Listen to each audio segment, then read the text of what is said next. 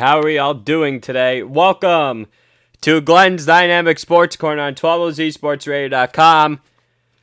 I am your host, Glenn Kaplan. We are live in Baltimore, Maryland, which is home of the Baltimore Orioles and the Baltimore Ravens. Who's excited for today's show? And I guess it's just been one of those mornings, I guess. Running behind, trying to fix things up. Not fun. So on that note, this is the 79th show. And I guess in total disgust I am with myself right now. But before I get started with the 79th show, with, I will say, the first out of 3 times today, use promo code 12OZ Sports, all caps, for deposits up to $1,000 for my bookie. Now let me get into this whole sports world thing, I guess. So, MLB leading towards, I guess you saying canceling the 2020 season. Rob Manfred announced on Monday he's not 100% positive. I'm going in chronological order here and seeing how this is going to work out. The owners and the players are basically not negotiating good faith whatsoever. And it's going to cause a bigger problem come 2021 and after the CBA expires next season. And that means, will we see a lockout in 2022? It's possible if the owners and the players can't seem to agree to anything now. What makes you think they're going to agree to something later?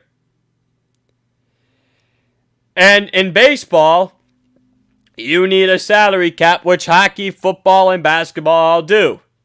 You have a luxury tax, but this luxury tax thing ain't going to cut it much longer in baseball. You have to have a salary cap, or you're just going to have the owners basically dictating the players left, right, and center. And this is why baseball has been locked out several other times before. Because it seems like once a decade, other than the 2000s, baseball has been on a lockout of some sorts. Basketball, I don't recall had a lockout issue. Football, I never recall had a lockout issue. I remember hockey having a lockout issue once in 2005, but the sport grew ever since they had that lockout. If baseball gets a salary cap, I think it fixes a lot of things. It fixes, like teams like the Yankees and the Red Sox can't overpay for players. They can only spend so much on guys. You think you're going to be able to keep guys like Judge and Torres and Stanton and whoever else is on that roster? Or the Red Sox, Martinez and whoever else? And that's why they traded Betts away, because they didn't have the money for him even to begin with in the luxury tax. But now if there's no season, Boston could get him back. And this is where the problem lies. Because you're on the salary cap. You have the owners basically dictating you. It's just a mess. It's an awful mess. And then I'll get into some of the players' thoughts in a minute. And the players are like, tell us when and where. And also the players, it's not enough games. Make up your darn mind. You want to play baseball, you're not. And I know, and you guys want money. Because had there been a salary cap, you would have been getting paid the same amount of money basically no matter what in your contracts. But this whole luxury tax thing has to go in baseball. The salary cap must be made.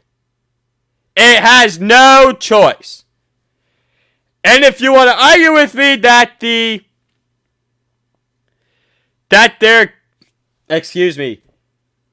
there must be a salary cap.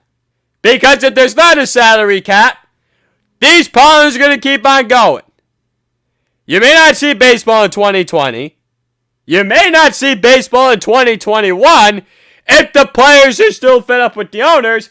Oh, and oh yes, 2022. And that would be completely downright terrible to not see it till 2023. And I wish this was an April Fool's joke to you, considering today's June 18th. I can't believe I almost said July 18th. That's how much of a claustrophobic mess I guess you could say I am this morning. But the truth of the matter is, let's just be real, and that baseball needs to end these shenanigans. You really want to wait until 2023 to see baseball played? No, you don't want to see that happen. You really don't want to see it happen. Because if you do see it happen, you're in a lot of trouble. That's just the facts of it all. So there was a statement made by the MLPA executive director, Tony Clark, and this is what it said. Players are disgusted that after Rob Manfred unequivocally told players and fans that there would 100% be a season, 100% in quotation marks that is, he has decided to go back on his words, now threatening to cancel the entire season. Any implication that the Players Association has somehow delayed progress on health and safety protocols is completely false.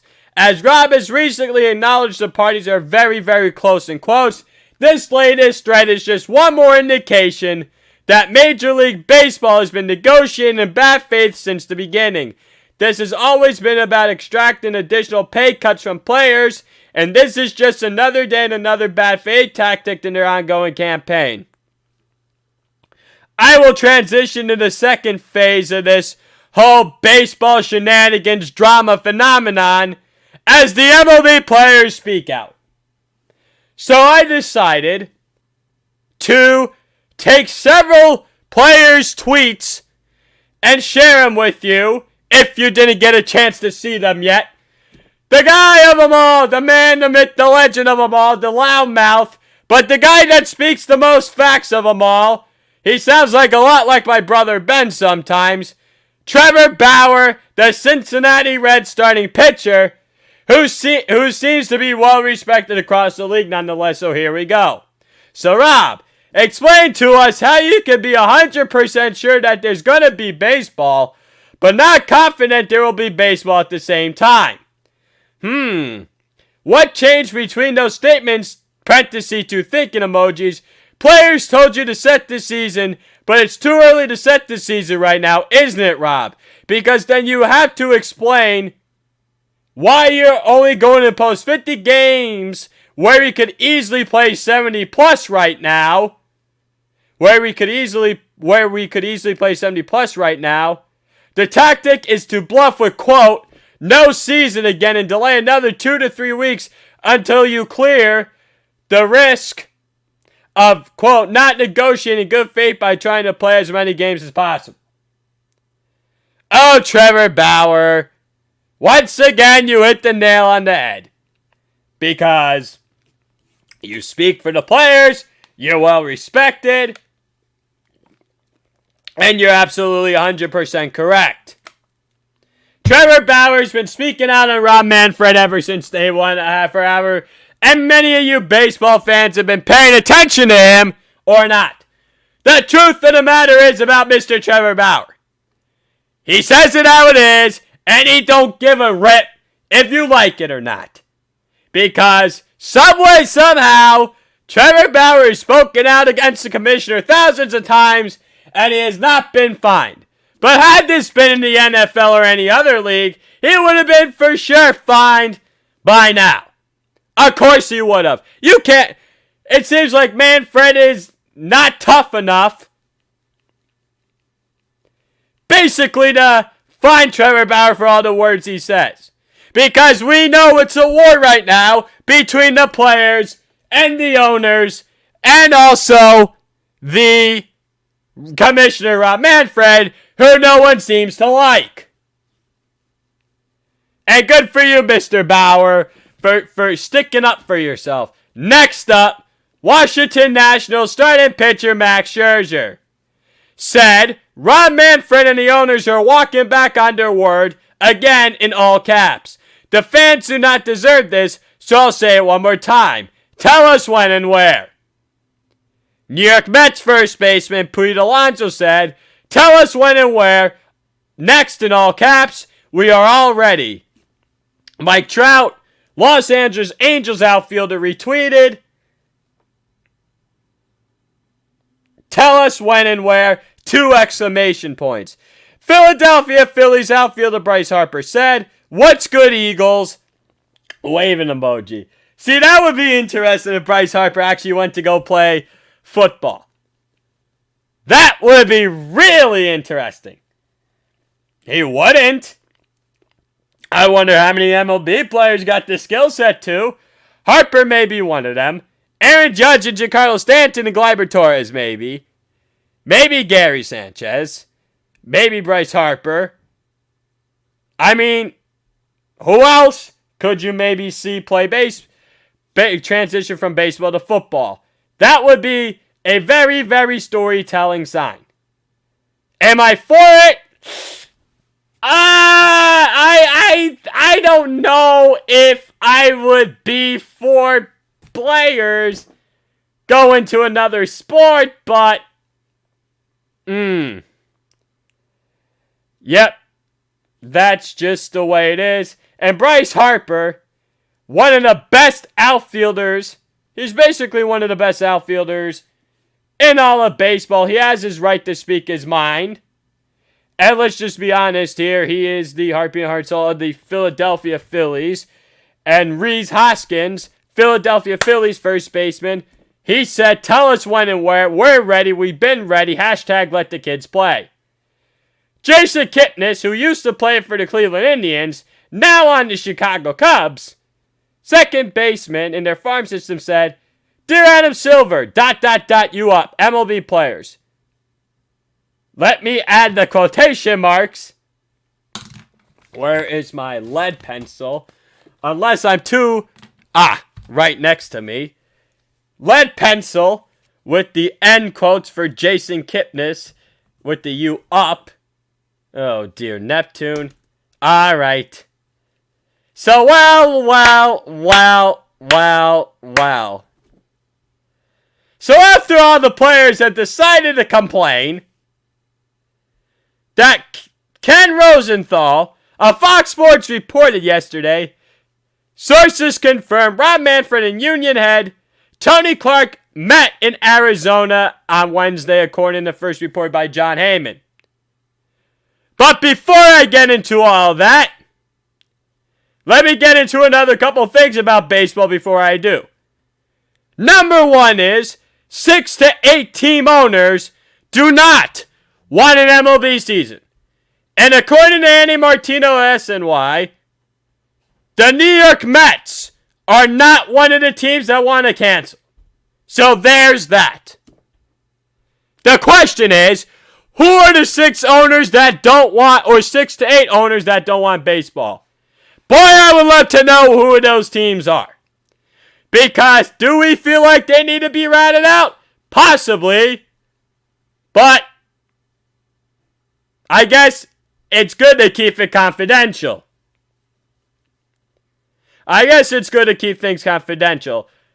The second thing is, where does the MLB rank in the pro sports, and what does this mean for them moving forward if they can't get a season going?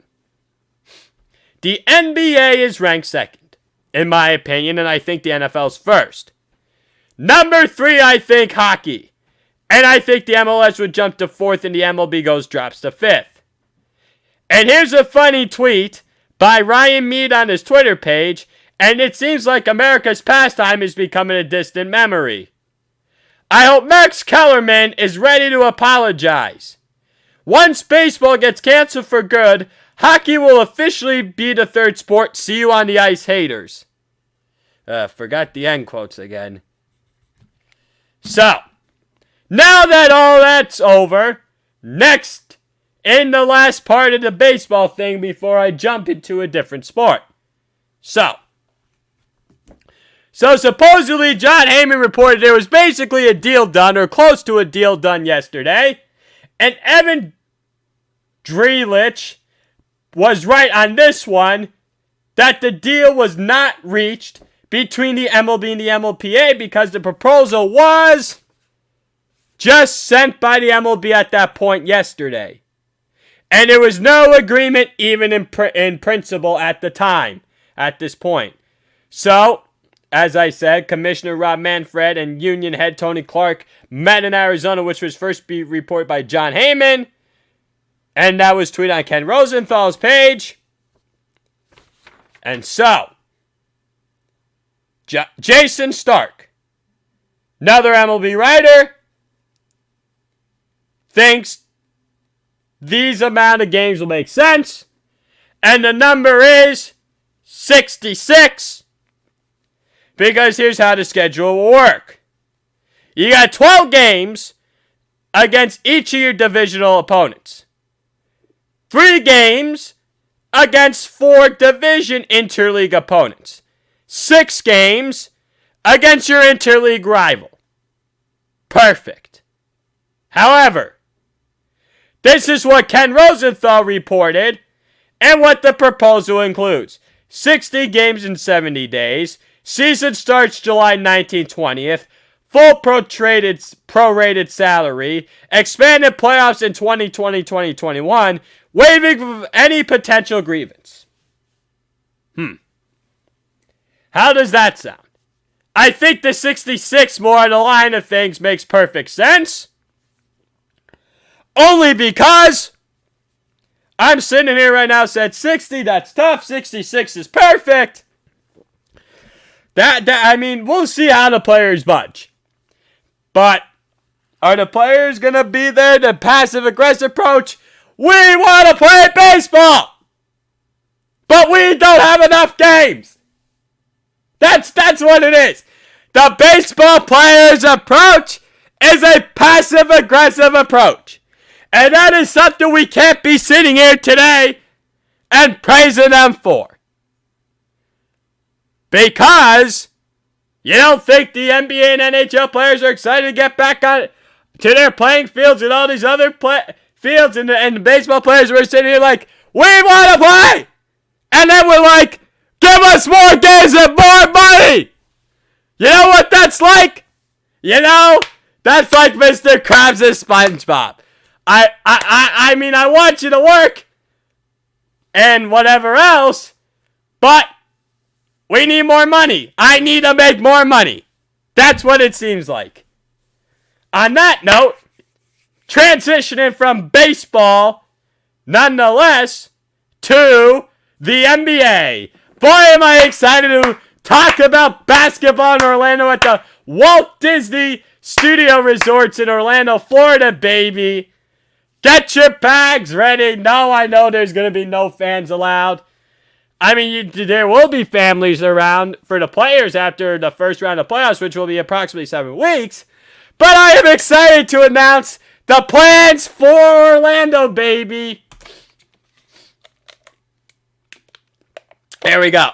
So the NBA has finally released a ton of schedules and protocols about returning to play on July 30th in Orlando at the Walt Disney Studio Resorts.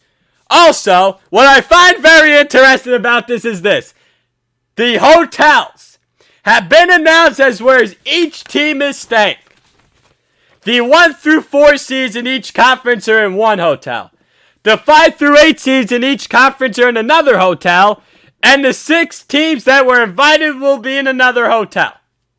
So the first hotel, staying at the Grand Destino, are as follows. The Boston Celtics, the Miami Heat, the Denver Nuggets, the Toronto Raptors, the Milwaukee Bucks, the Los Angeles Lakers, the Los Angeles Clippers, and the Utah Jazz. Now, I was actually I was looking up all 3 of these hotels down in Florida. It's like, these hotels, it's like, they're so expensive. Cheapest room I found there was like $376. That's the cheapest room I found. I'm like, you gotta be kidding me. I would love, those hotels are nice. And the other two are just as nice, but this one's the best, and that's why the top teams in the NBA are going to be staying there. Next hotel, the Grand Floridian, are the Oklahoma City Thunder, the Philadelphia 76ers, the Dallas Mavericks, the Houston Rockets, the Indiana Pacers, the Memphis Grizzlies, the Brooklyn Nets, and the Orlando Magic. So that's an interesting hotel. Once again, it's like you really can't reserve rooms there right now because it's closed. And another expensive hotel. And the teams that are staying at the Yacht Club are the Portland Trail Blazers, the Sacramento Kings, the San Antonio Spurs, the Phoenix Suns, the New Orleans Pelicans, and the Washington Wizards. So, those are some nice... I guess that's going to be nice for the players. You know what it's like? You know what it's like with this thing? It's like one long convention. It's like one long convention where you're just, I guess, hanging out with other people, having a good time. Yes, I've been on a convention before. And no, I'm not going to get into what's, I guess, going through my mind from what my friend said to me back in high school about it. No, I'm not going to, I guess, share that. But it's just like, yeah. That's what it's like. It's like a convention almost. Ah, yes. Good times, I guess you could say. All right. On to that note before I get off topic here. Source. NBA teams have been informed of required positions for 35-person traveling party. Athletic trainer, strength conditioning coach, equipment manager, team security official. Each team can include a player's private personal trainer, massage therapist, or security. Next. According to Shams Charania,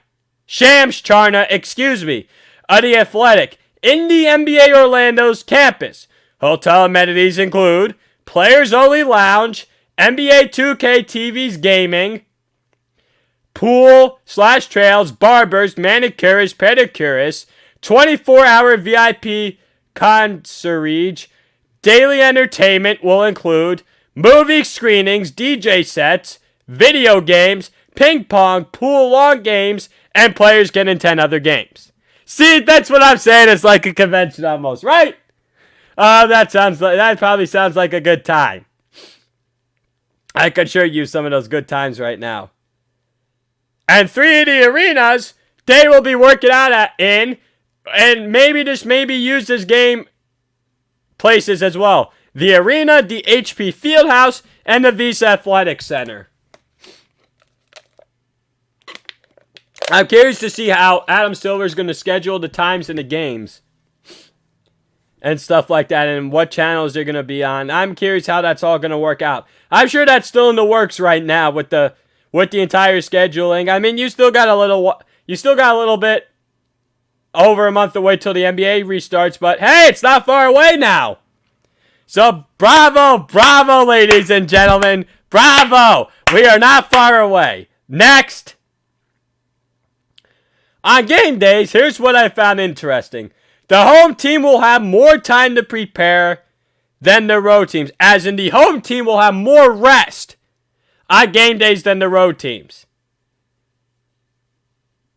The home team will have an extra hour compared to the road team. The teams after the game are only going to be allowed to speak to the media for 30 minutes. That's all they're going to be allowed to speak to the media for is 30 minutes. So they gave it was Shams. He posted on his Twitter page. They were using an example. Say a game's at 7 o'clock. So say from 9:50 to 10:20, you'll be able to speak to the media, and that's it. Sources. The NBA will have 2 rows on the bench. The first row will feature players and coaches. No mask are required, but recommended that coaches wear them. That's if you're sitting in the first row. The second row will feature other players and coaches, and they must wear masks at all times, but active players will not have to.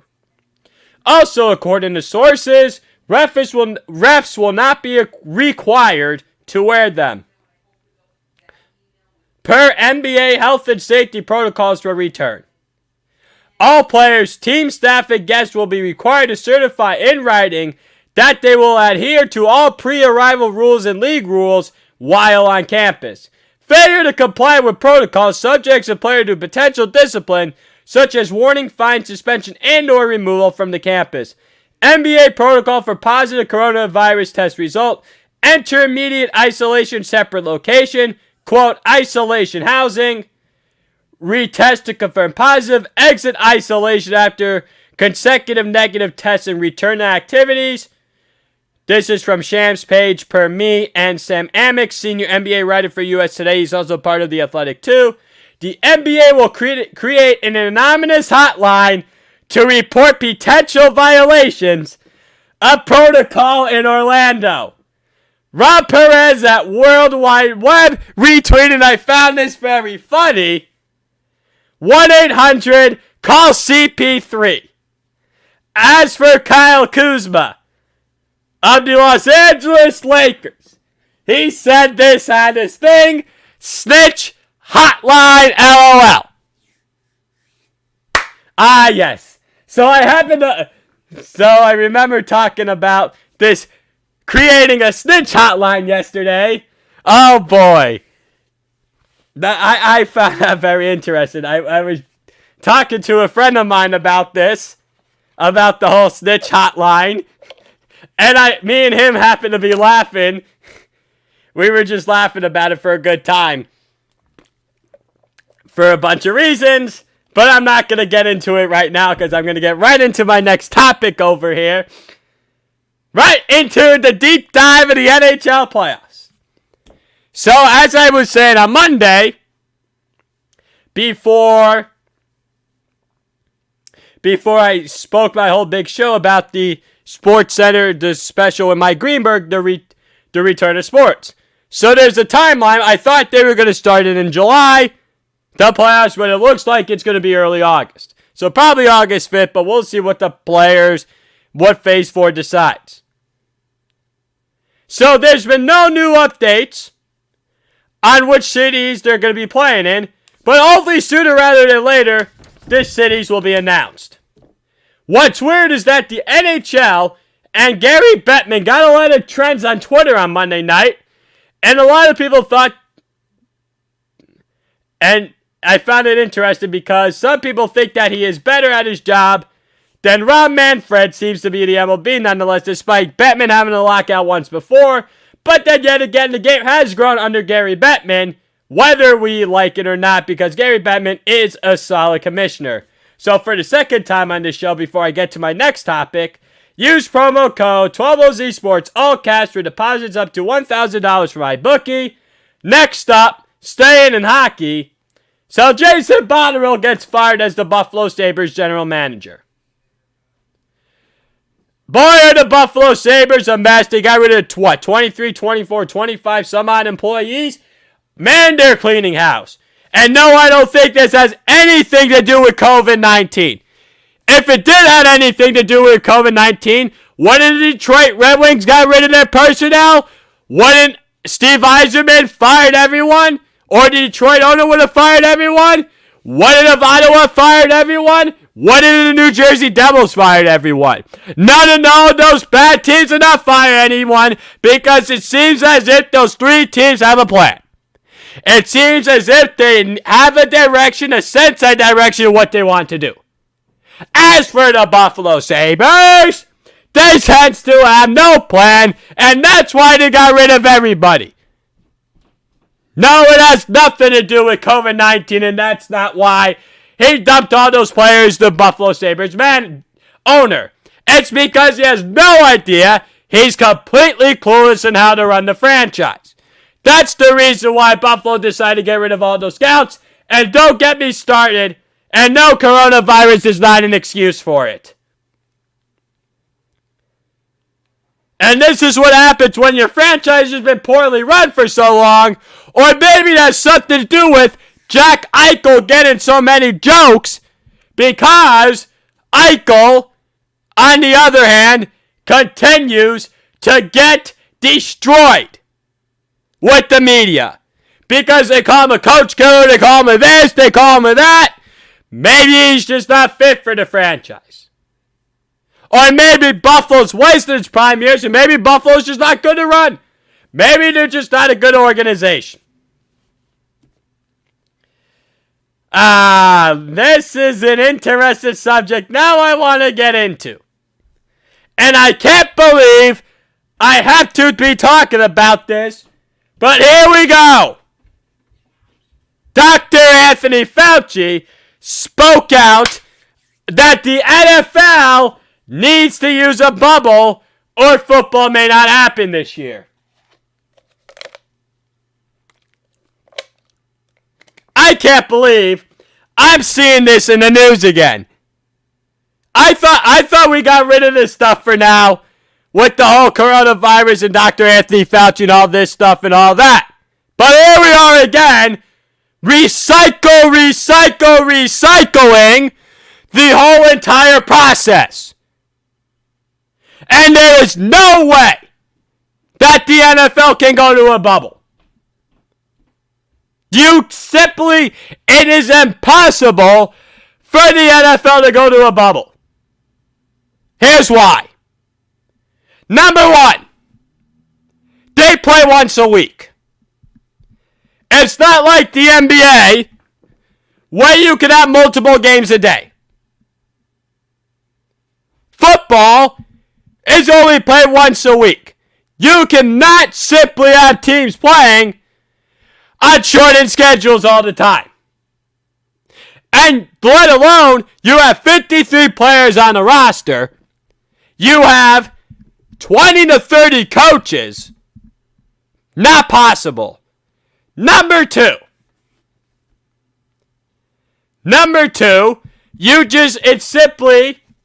you can't do it. You're not going to be able to find hub cities. There's not as many football stadiums across the country as there are to like basketball or hockey arenas. You have a ton of NBA practice facilities in NHL. Where are you going to play? At a practice facility in New Jersey? I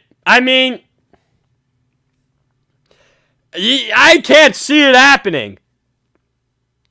I've been very critical of Dr. Fauci, and I'm also critical of him here once again. Yeah, he could be correct that you may need to play in a bubble, but it's impossible. And no one seems to trust him, and I'm not going to trust him here again. I am simply not going to trust him when I didn't trust him from the start when the coronavirus happened. No one trusted government. Well, it depends where you were from. I happen to trust Governor Larry Hogan here in Maryland, which I'm very fond of. Thank God. But at the same time, you simply cannot play football in a bubble. You have to travel from city to city. You have to. You have no choice. Yes, I know it's a risk. And owners are going to lose tons of money. You're going to lose tons of money if you don't play football. I just don't understand where we thought we got rid of him from the media.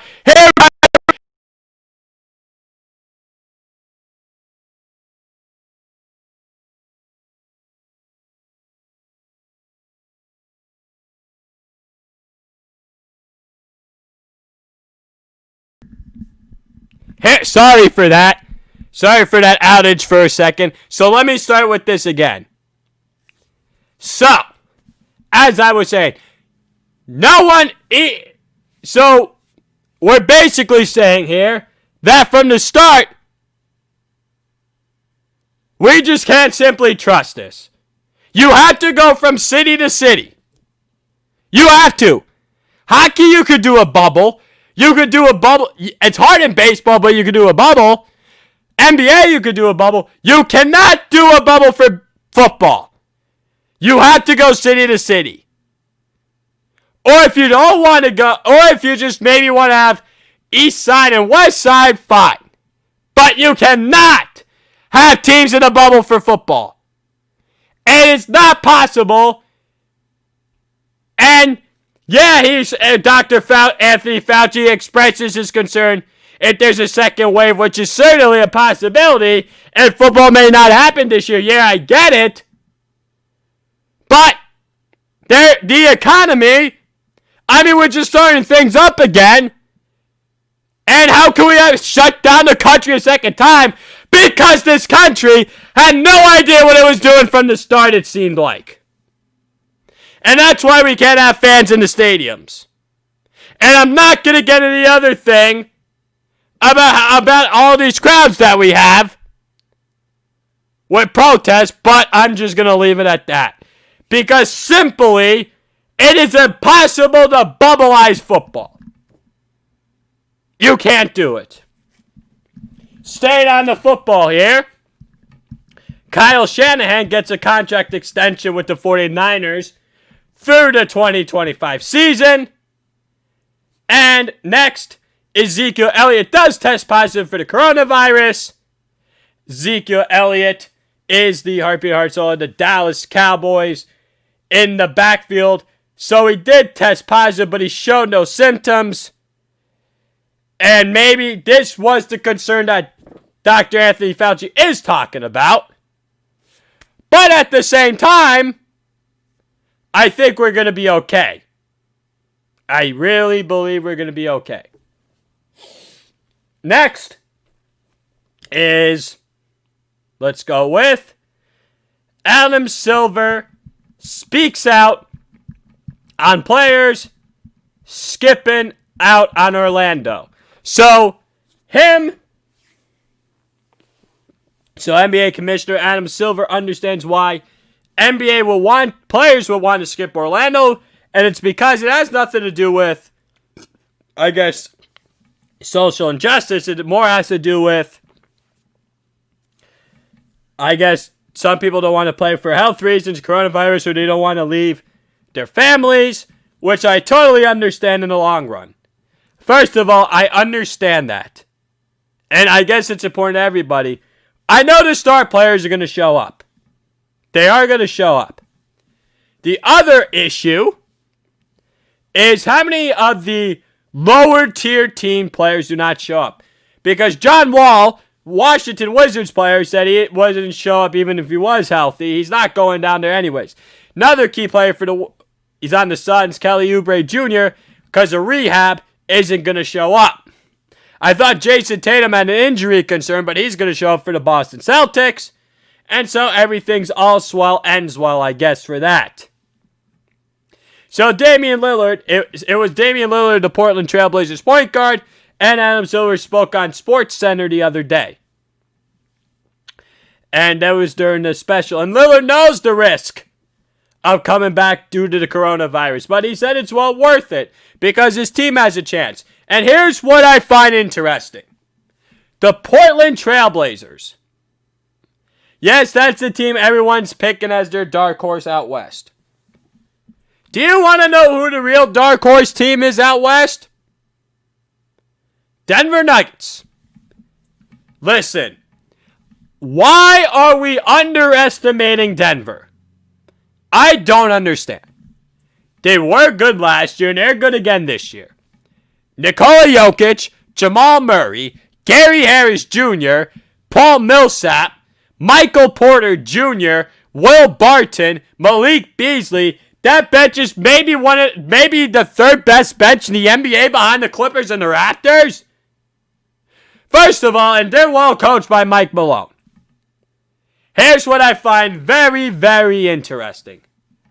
Nikola Jokic lost a ton of weight. Nikola Jokic is thin. If he moves around much quicker than he used to, very, very dangerous becomes Denver out west. Because to me, forget the Houston Rockets with Russell Westbrook and James Harden. Forget those two teams. But the Denver Nuggets must be kept an eye on. Nikola Jokic. Because he's one of the best players in the NBA, with him being a heart, being a heart, soul, the Denver Nuggets. The thing about Jokic is he's a great vision guy. He's a great passer. He could dunk. He could put up 18 and 10 and 10 any night he wants. Nikola Jokic is a top 15 player in this league. And why are we forgetting that Nikola Jokic is a stud? And this Denver team. They're only third in the Western Conference. I mean, if I had to choose a team not to represent the West, not name the Clippers or the Lakers from Los Angeles, I'd choose these guys. Denver's better than Utah. Denver's better than Oklahoma City. Denver's better than the Rockets. The Rockets are too small. They have no size. You're going to tell me that Nikola Jokic and Paul Millsap down low doesn't eat up Houston for lunch in a playoff series? Denver would beat them in 5. Denver Nuggets are a better basketball team than the Houston Rockets, and they're better coached. And I don't agree 1% with Colin Cowherd at Fox Sports 1 of what he thinks about Houston being better than Denver. Denver's a contender. They're not a pretender. You think before Kawhi Leonard signed with the Clippers, I was considering Denver being one of my pick to win the West. That was before the Clippers got Kawhi Leonard. And I know the Los Angeles Lakers have LeBron James. But you cannot tell me that this Denver Nuggets team isn't developing nicely. The Denver Nuggets are the one team out west. It's the last team I would want to face. Yeah, everyone wants to say the Rockets with Westbrook and Harden and then you got the Blazers with Lillard and McCollum. No. It's the Denver Nuggets. And I know home court advantage. You're not going to have the home court advantage in Denver in the Mile High City. But Denver has the personnel. They got the bench to play with anyone. They're like the Toronto Raptors. They are a very similar basketball team to Toronto. Jokic is their star. Siakam is Toronto's star. Well-coached Nick Nurse, who I happen to think is the best coach in the NBA. No question in my mind, he is the best head coach in the NBA. He has to be. I think he's the best coach in the NBA. And in Toronto, who's the 2 seed, some people think they might win the East again. And it wouldn't surprise me. I mean, they have been hurt all year. Yeah, I know they don't have Kawhi Leonard, but you got Siakam, you got Kyle Lowry, you have who else do you have Fred VanVleet. Fred VanVleet is popped. The Toronto Raptors. Yeah, Toronto. Yeah, I know what people would think about a Toronto-Denver NBA Finals. Oh, it'd be so boring, the whole 9 yards. No, it wouldn't be a boring NBA Finals. I'd watch that Finals, Denver-Toronto. Yes, I know you wouldn't have Giannis Antetokounmpo of the Milwaukee Bucks, or let alone LeBron James, or Anthony Davis for that matter. Giannis Antetokounmpo, the heartbeat heart soul of the Milwaukee Bucks. But let's be real here. Giannis Antetokounmpo needs to win the finals this year. And if he doesn't win the finals, then there's going to be problems. He may want out, and I'm here in Toronto as a destination. That's what I've been hearing. We'll see. I'm not sure how well that's good. How that's going to happen. If it does happen, great. If not, oh well. Because I know how close he is with their general manager, Masai Ujiri. I know they're very close to each other. Next up, back to the NFL, Cam Newton. He was working out with Odell Beckham Jr., and Marcus Spears on ESPN said, he needs to back up Baker Mayfield on Cleveland Browns nonetheless. And Dan Orlovsky said something very good on Get Up this morning. You want to develop Baker Mayfield, not ruin him. And if you're bringing Cam Newton, are you potentially going to ruin him?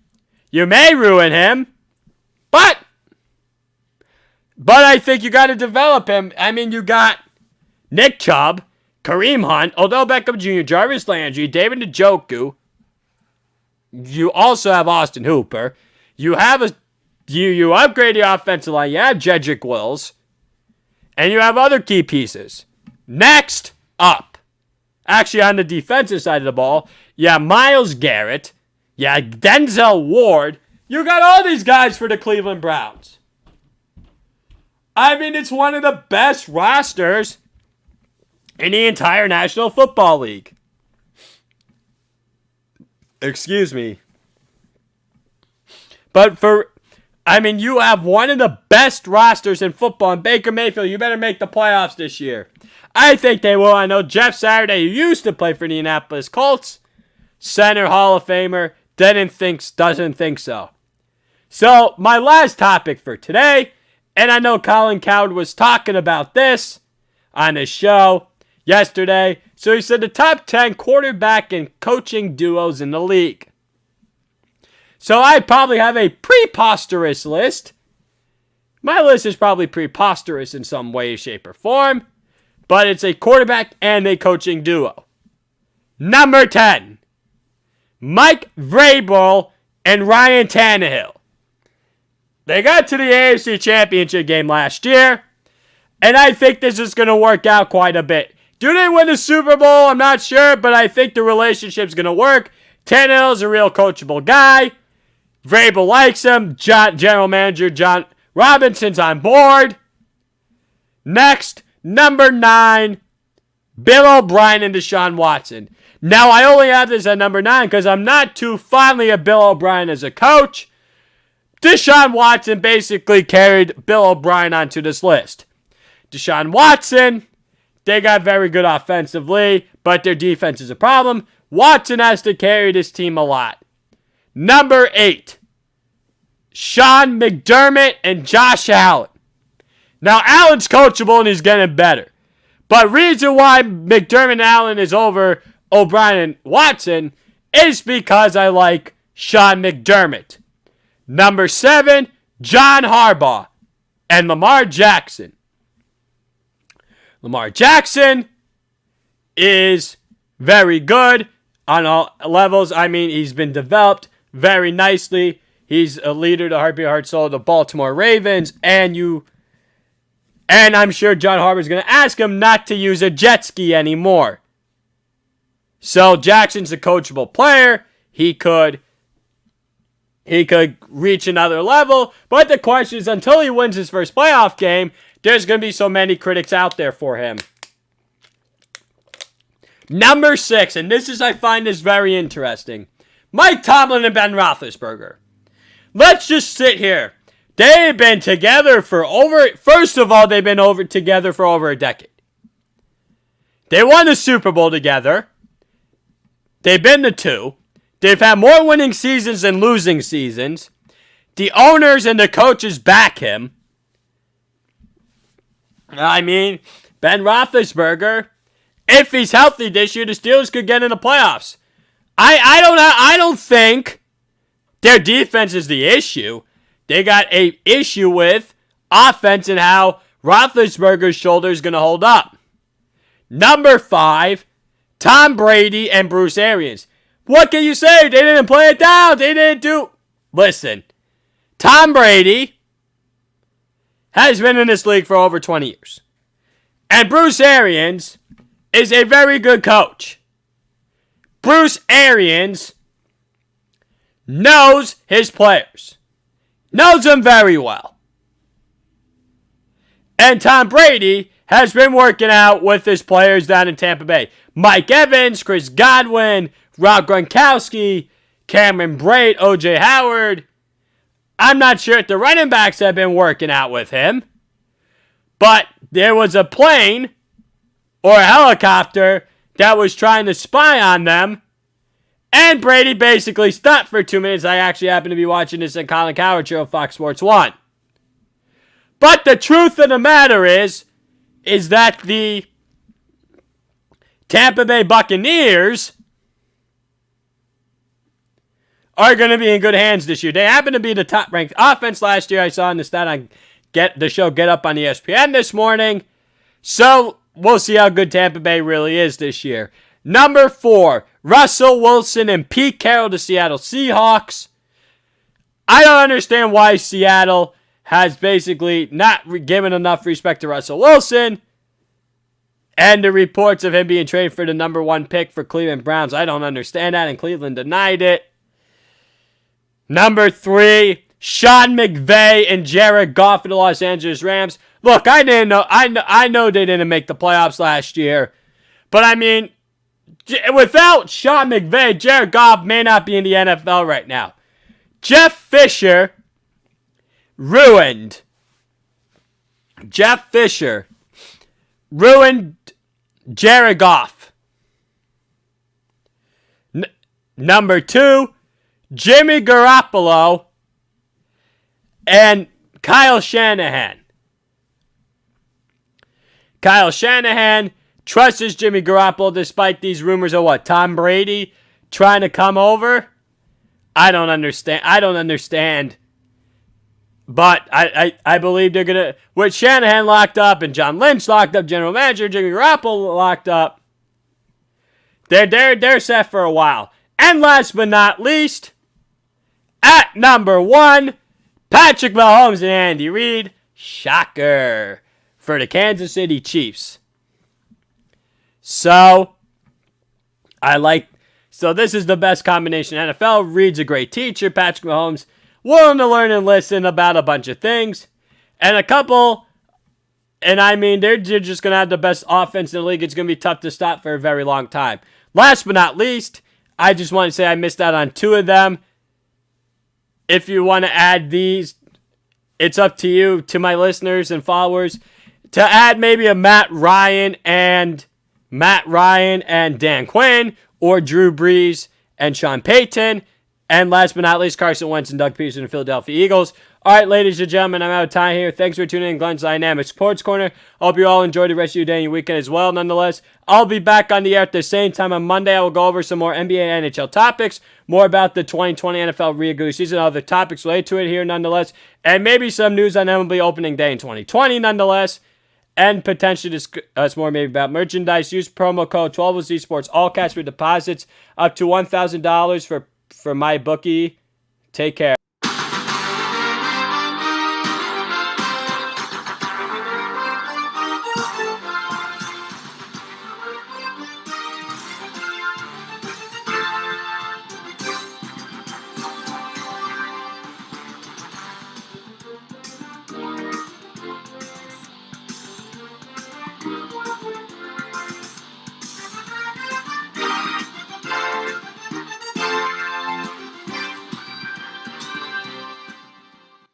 Good afternoon, ladies and gentlemen, and welcome to the Thursday, June 18th episode of Pete's Power Plays, hosted by the one, the only King on the Ice himself, Philly Pete.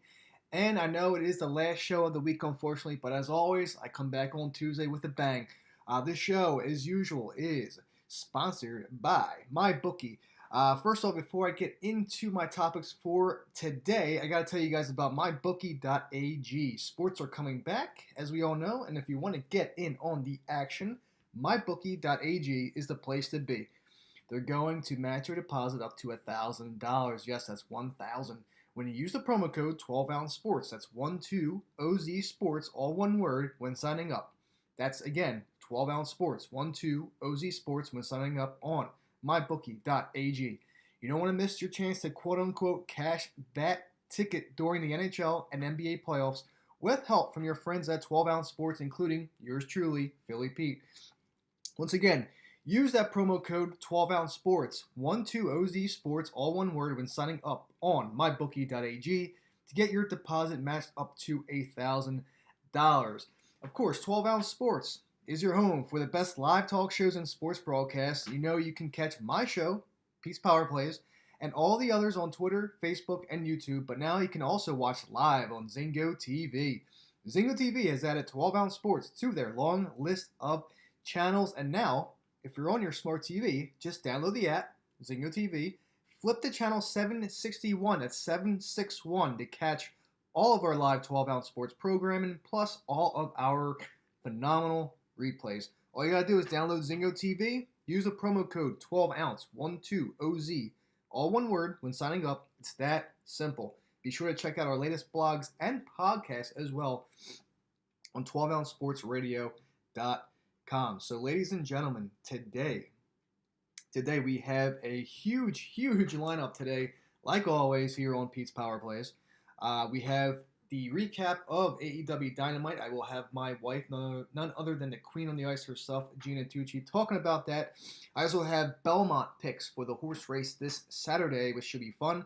And then I'm going to have Mr. Cody Jansen, the host of the World Hockey Report, also another member of 12 Ounce Sports.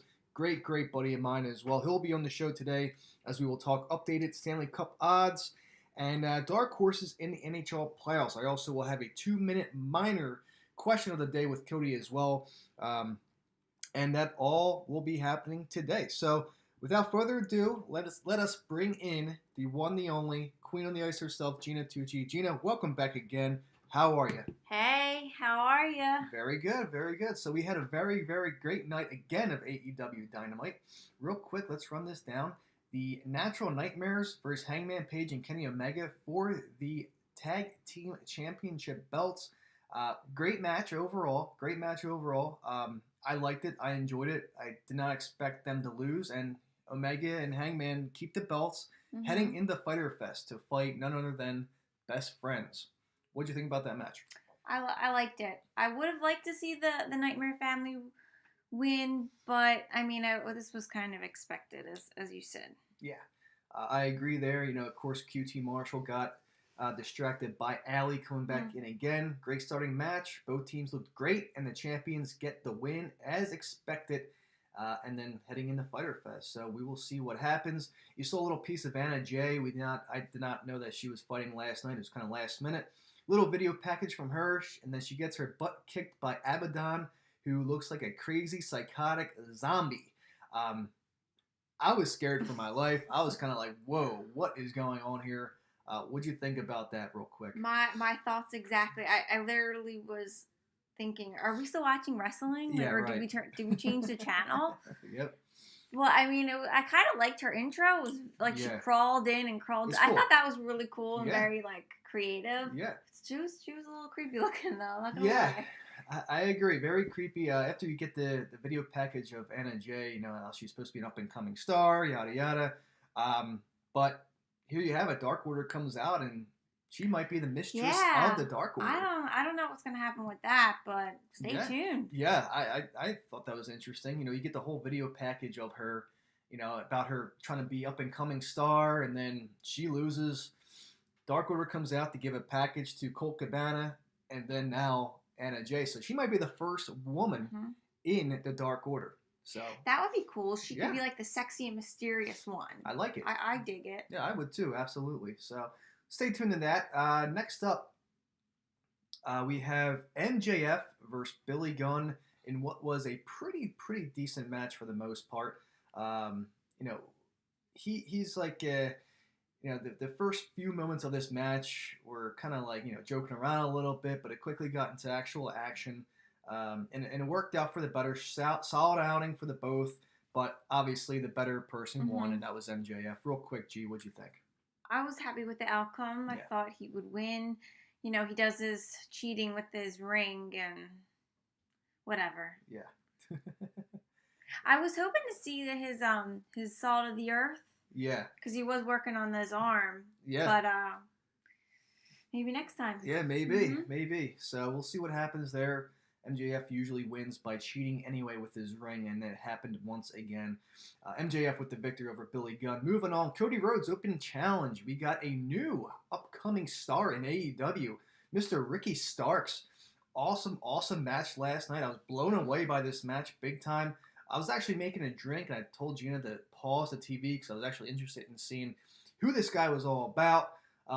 But once again, this guy was great, but at the end of the day, the right person won. Cody held on, going in the Fyter Fest to fight Jake Hager out of the Inner Circle, which should be a great bout as well. Gina, real quick, what do you think about that match? I was surprised that it was a newcomer. Yeah. And not somebody already in there. Yeah.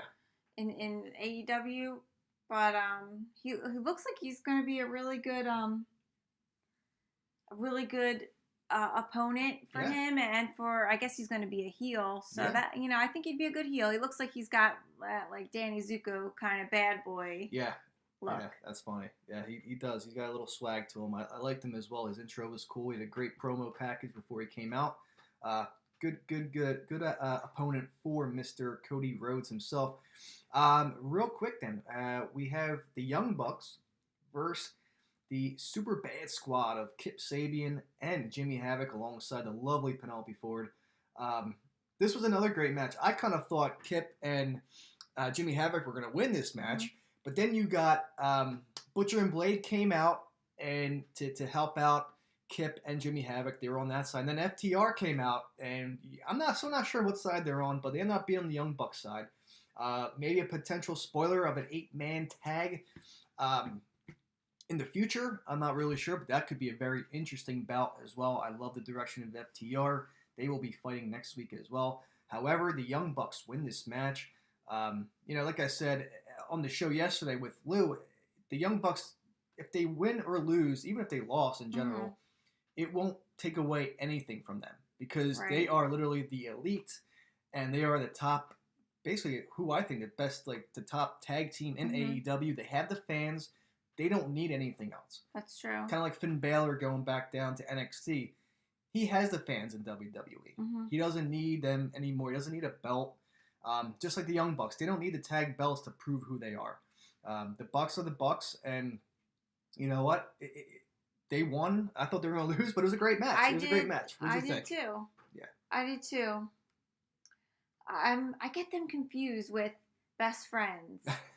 I do. I get them confused. But I was surprised they won as well, because then it would be, was thinking, why would it be two baby faces fighting each other? Exactly. So I was actually a little bit shocked. I thought it was a good match, but I was like, oh, okay. Yeah. Well, we'll see where this goes. And again, I agree. I don't think they have anything to prove to anybody. Yeah, exactly. And then lastly, the main event was the Les Sex Gods, Chris Jericho, a.k.a. the Les Champions, and Sammy Guevara with his annoying intro to Judas versus the Best Friends for the #1 contender match. Obviously, we know Best Friends weren't going to go anywhere. This was a great match overall, great main event. We knew that Best Friends are just hyped up. They have the momentum. This was a great match to and from. This was a win that I beat Gina on for a bet. She took the other way. And so I mean, Best Friends held on. A little entrant. At the end of the match, you saw a cameraman come up, and it was none other than Orange Cassidy getting his revenge on Les Champions, and which is also going to be a match at Fyter Fest. So that should be interesting. Gina, real quick, what did you think about that match? I was surprised. I really was. I really thought Chris Jericho was going to win.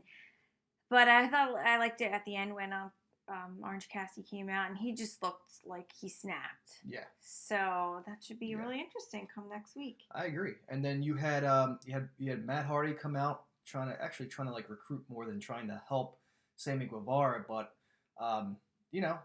he actually told Sammy, "Hey, listen, pick whatever Matt Hardy character you want out of the 5," which is crazy. This character, Matt Hardy is just so funny. He's a great all-around wrestler, and he can talk very well too.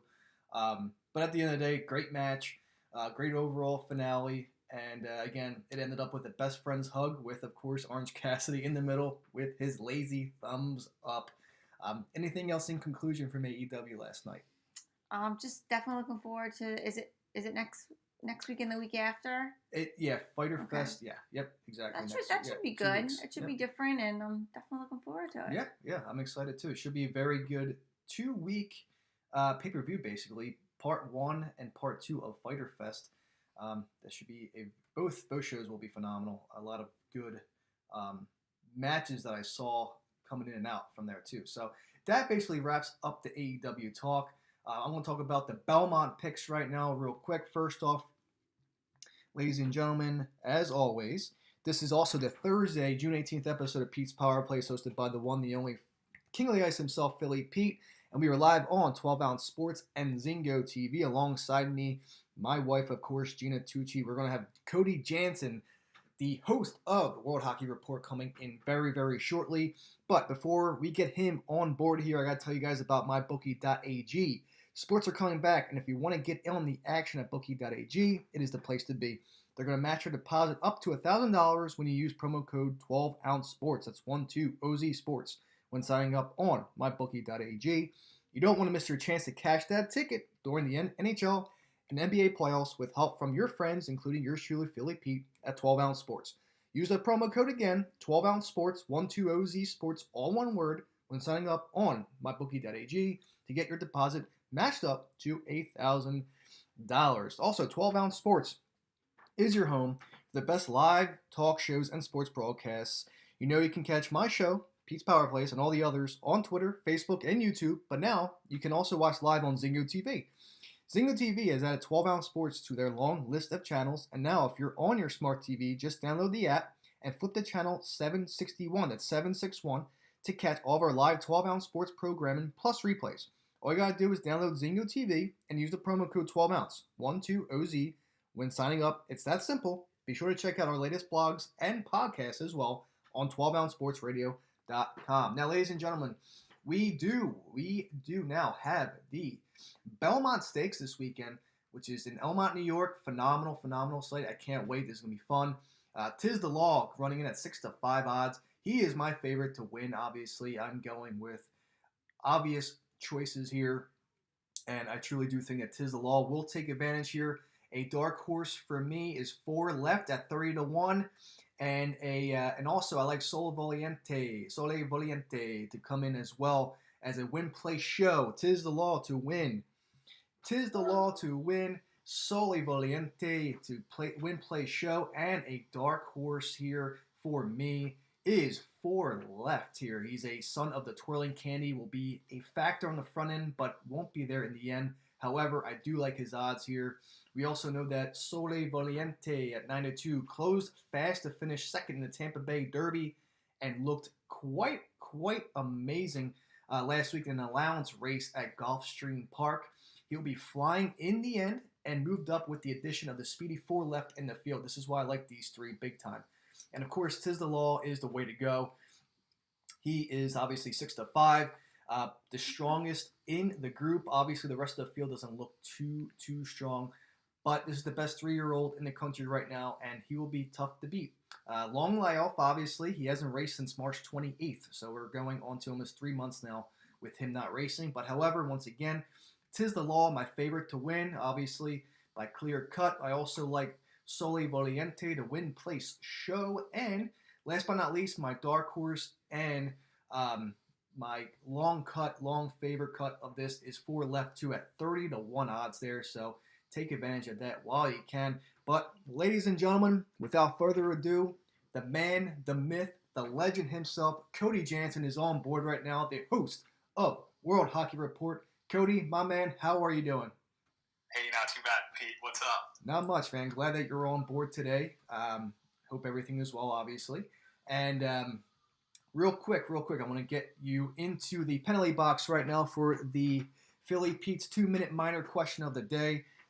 Give me 2 of the, basically, hold on, I'm trying to find it real quick.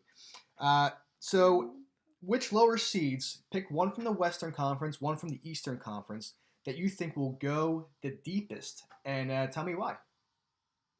Are we going with, I know we kind of brought this up, but are we considering the play-in round as a part of this, or are we going to take strictly the playoffs? Because I think that play-in round has a very big gap of, some upsets are definitely possible in a 5-game series. Yeah, play-in is included. Yep. Then I would say out of the West, I do think Arizona, I think they've got a playoff-style team. I don't know if you hear all those sirens in the back. I hear it. Just going off. I You're hear in New York City or something. So, okay, I'm going to stick with Arizona from the West. And then from the East, I don't know if I see anyone really making a deep run. I think a team like Florida has the potential. The Rangers, if they get hot goaltending, you can kind of get back to where they were humming at. I think that those teams are definitely the two I could see probably going the furthest for what you'd consider a heavy underdog or a bottom seed. Yeah, I like that too. That's very, very good.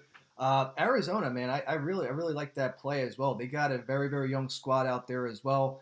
Um, If they can stay healthy, yeah. they're dangerous. I agree, and we saw, we saw during the course of the season how dangerous they can be. They got a young squad, very talented. So we will see. I love that, and your 2 minute penalty is officially over. So thank you for that. All right, so let's get into it. Current odds as of the other day. Not much has changed. Once again, ladies and gentlemen, this is Philly Pete. Once again, the June 18th episode of Pete's Power Plays. I have none other than the man, the myth, the legend himself, host of World Hockey Report, Mr. Cody Jansen, on board. But talking about future odds and updated odds in the Stanley Cup. So, as of yesterday, the Boston Bruins are 5-1. Vegas 6-1. I know I liked them earlier a couple months ago. They're just too high for me. I'm not really sure why. Tampa 7-1. St. Louis 8-1. Washington and Colorado both 9-1. The Philadelphia Flyers, yours truly, at 12-1. Dallas 15-1. One team that pops out at me as well. I mean, you have Arizona Coyotes at 40-1. That is some eye-popping. If I had to pick a dark horse right now in terms of that, I would shoot for Arizona right now, big time. And New York Rangers as well, another 40-1 odds going off as well. Cody, any dark horses that you like? We'll talk dark horses first, and then we'll get into favors. Okay, there's a ton of teams that, I mean, the odds, I just loaded up the odds again on my bookie, but like the odds have changed so much since, like when they first came out, like, yes, I'm going to place a couple of tickets because that's when you get the best odds, like just gut instinct, right? And like I got the Flyers at like 12-1. Now they're plus 750. I'm seeing like that's almost, I don't know, 100% markup now at them, like 7-1 or 7.5-1. That's a little bit tougher, but still, I don't hate those at all. St. Louis is down to 10-1. Yeah, don't hate that at all. Mm-hmm. You've got your Caps, your Pens around 13-14. I don't really see the Stars, Leafs, or Oilers, but if you can, the Leafs or the Oilers at plus 23, plus 2,500. Yeah, like. Man, to throw $10 down on that or something, or put $50 down, depends whatever you want to use as a unit. Like that's not the worst thing in the world. I don't hate that one bit. I don't really see a team like super far down having much of a chance. Like over the course of these series, teams like Calgary, Vancouver, Carolina, like I don't really give them much of a chance at the Cup. I just think that it's the gap is going to hurt them too much, especially the young guys who they're just not going to be used to it. I think they're going to come back buzzing, but all of a sudden it's going to go back to normal style hockey. And your teams like your Bostons, your St. Louis, Philly, Tampa, Vegas, even Colorado, they're going to start to take over once games get more serious. Yeah, and I couldn't agree with you more there. I just feel like that this is going to be more of a I think it's going to be chalk when everything's said and done. I know it's been a 3-month layoff going into 4-month layoff by the time the guys get back on the ice and officially play in the playoffs here. A lot could happen. I've been reading so much nonsense about how the Montreal Canadiens could upset the Pittsburgh Penguins in the first round. That's amazing to hear. I don't think it's going to happen. I know I talked about this on my show last week in terms of the series prices, and the Penguins are a whopping minus 210, while Montreal is at a plus 175 on a couple books that I have up right now. Does Montreal at all, would you consider putting in a little ticket for a plus 175 for the Canadiens? Plus 175 doesn't intrigue me too much. Like, I'm not saying that's bad value. I mean, I think anyone who's, placing down a bet's going to know plus 175 isn't terrible. I do think that Montreal has a chance to pull off the upset. I think that Pittsburgh is a little bit older, so they're going to take a little bit more time to get going. I think that Montreal wins the goaltending advantage. Defensively, they have that potential. They got some really good pieces on the back end. It's their offense that scares me. And so if Carey Price can shut it down and steal them 3 wins, I mean, they got a good chance. But Pittsburgh's a pretty damn good hockey team as well. Yeah, absolutely. I couldn't agree there more. I got a bunch of friends that live out in Pittsburgh, and they wanted to chime in on yesterday's show. I was talking about which 5 players were likely to leave the team after the off season. And I know I got a couple responses back, and they weren't too thrilled that Matt Murray was one of the ones that were on my list that were potentially going to leave the Pens or after this season. So we will stay tuned for that. Okay, phenomenal. So, give me now if you had to pick a Stanley Cup final right now, I want your insight here because I had the Flyers in St. Louis on your show when I was on there, and of course I'm going to be biased and stick with my boys to win it, but I want your intake, Cody. I want your intake on who your Cup finalists will be, and please explain why. I mean, I've really stuck with my guns here, and every time I go through brackets and scenarios, I can really see St. Louis and Colorado getting to the Western Conference Final together. I think St. Louis is still the better team, and they're going to win. Doesn't matter how much firepower Colorado has, they don't have enough of it. And so I think St. Louis can shut that down. So I got them going from the West. And then out East, I think that Philly has a great chance. I mean, it's not going to be easy to knock off Boston.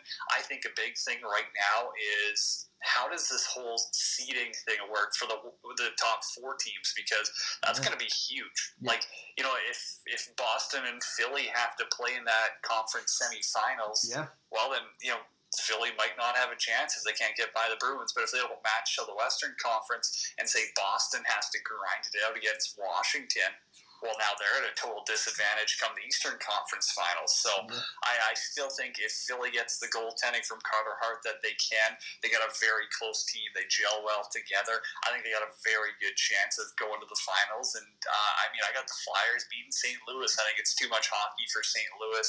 I think, you know, by that point, the layoff isn't really going to affect anyone. But St. Louis thrived off their home crowd, and I get it. They struggle at home a little bit in the playoffs against Boston in the finals, but they thrive off the crowds, whether that's shutting up the Boston faithful or whether that's, you know, having that extra boost at home when they beat Dallas. They really thrive off of that. And for Philly, a guy like Carter Hart proved that at home. He was so much better. I mean, I've never seen a more two-sided stat line out of a rookie goaltender than Carter Hart, where at home, I think he had like a 9.35, maybe it's higher than that at home for save percentage, and then on the road, it might have been sub-900. Like, it was floating around that. And so, at home as a goaltender, you don't really have that pressure. You don't have fans on you. You know, your own fans aren't on you, anything. Like, it's a minimal pressure situation, which is what I really feel that the empty rink is going to do as well. It's got a little bit of a calming factor if you're a goaltender, which Hart has proven to play well behind. Like, he's always been like that. Doesn't matter if it's the Western Hockey League when they lost out to Swift Current, or if it's the NHL where he's proven at home he's so much better. So that's a huge factor for me when, you know, picking the Flyers to win the Cup. Yeah, and I totally agree there as well. I think it always comes down to goaltending for sure. And hey, St. Louis might need some Gloria playing in the background for another repeat to be a champion again. So that was again. Their story was still phenomenal last season, from last to the best. You know, just one little simple song, hanging out at a bar and listen. You know, let's start playing Gloria. This is going to pump us up, and boy, did it. That was a wonderful story last year. Very happy for the Blues last season. But again, they also didn't lose many. They didn't lose much in the off-season. So this is why I do love the Blues to represent the West as well. And Cody and I, ladies and gentlemen out there tuning in, we're both on the same page here. So coming from two hockey gurus itself, you know, this is all it could take right here. So St. Louis representing the West for me as well, and Philly representing the East. And, you know, just hoping the boys from Broad Street could take advantage and finally hoist the cup. Fans or no fans, like I said, it's going to be very interesting, and you're dead on right with how goalies play the factor of no crowds, more of a calmer state for sure. So I do like that aspect. I got 2 special bets for you as well. I want to drop them. I know you definitely into cash in those tickets, and I know your clients are listening as well. Absolutely. There's 2 that really appeal, and it's based on those play-in series. So it's how many games does each of them go? Yeah. And I really think Arizona and Nashville go 5. Same with Montreal, Pittsburgh. Yeah. And so if you can get Arizona over Nashville 3 games to 2, I think it's like plus 500, something around that. Same with Montreal, Pittsburgh. It's like plus 550. Yeah. And so, to chuck $10 down on that, I really think that those series both could go 5 games. Yeah. And, that's not bad value in my book when you're talking about, Boston and St. Louis being just, plus 600 on winning the cup. I mean, we're talking about one series here. Yeah. And I really think that coming in, those are going to be some of the closest series. It's very tough when I think of Toronto, Columbus, Calgary, Winnipeg. Like, I think both of those could go 5, but they also could be done in 3. Whereas I think of Pittsburgh, Montreal, Arizona, Nashville as 5-game series. And then, you kind of lean towards Arizona and Montreal, or at least I do. And so there's some very good value in that, in my opinion. Yeah, and it's funny because I was just thinking about that too. I mean, plus 500 when you see value like that, and teams like we said, Montreal, Pittsburgh. I think that's going to be a 5-game series as well. You gotta take the good with the bad here, and I think at those odds and the value, like you said, Cody, lay $10 on it, you're getting $50 out of it. I mean, that's a good value, and hey, it makes you want to play more down the line in terms of the playoff format. So, ladies and gentlemen out there, clients as well tuning in, you heard it here first. Cash that ticket, put those tickets in right now. The Arizona Coyotes to win in 5, and the Pittsburgh and Canadian series to go into 5 as well. It's going to be very, very good value. Real quick, Cody, before we head off, what do you think about that bizarre Pavel Datsyuk conspiracy theory in terms of the coronavirus? I didn't read the article. Did you like it? What does it say? Like he doesn't believe in the coronavirus, or like I don't know. Like I'm not a overly religious person or know much about Russian Catholics, but like he thinks it's a scam essentially. Is what pretty much. Yeah, it's just interesting to see. Russians are something else. Somebody who got to play over in Eastern Europe, like it's a different world there. They are. I mean, Moscow, St. Petersburg, those places are beautiful. Like, it's hard to say, like, oh, they're 50 years behind. Yeah. But once you're out of those places, like, it's such old school. It's such a different world. It's completely different. And so, am I surprised? Like, no, it's hard to be surprised by anything you see out of Russia nowadays. Yeah, like, really. it's Russia. That's what I basically chalk all of those up to. That's it. Well, Cody, thanks again for your time. I had a great time, and I hope you had a great time as well. I look forward to our next time. Anytime, buddy. Always happy to hop on. Thank you, Matt. Appreciate it. Ladies and gentlemen, that's Cody Jansen from World Hockey Report. And that basically concludes the episode and week of Pete's Power Plays, hosted by the one, the only Philly Pete. Hope everyone has a phenomenal weekend. Thanks to Gina Tucci as well, being on board as well. And that'll do it. Talk to you guys on Tuesday. See ya.